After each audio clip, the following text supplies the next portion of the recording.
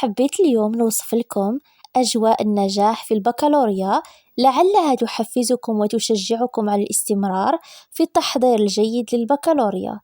نهار يردوا النتائج إن شاء الله تكونوا تستناو ومقلقين وخايفين، وحتى والديكم يكونوا خايفين، لكن ما يبينوا لكمش ويحاولوا يرفعوا من معنوياتكم.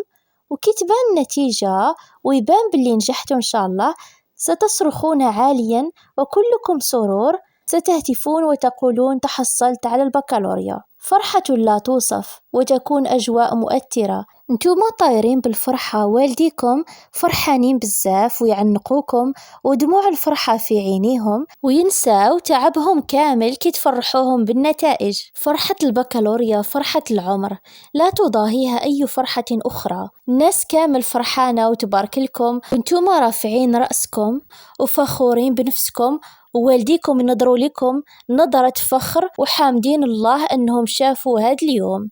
يا رب في هذه الأيام المباركة أرزق كل طالب فرحة النجاح في البكالوريا والتفوق بعد التعب. إن شاء الله نكون رفعت لكم شوية من معنوياتكم. قولوا لي في التعليقات لمن تتمنوا فرحة الباك إن شاء الله.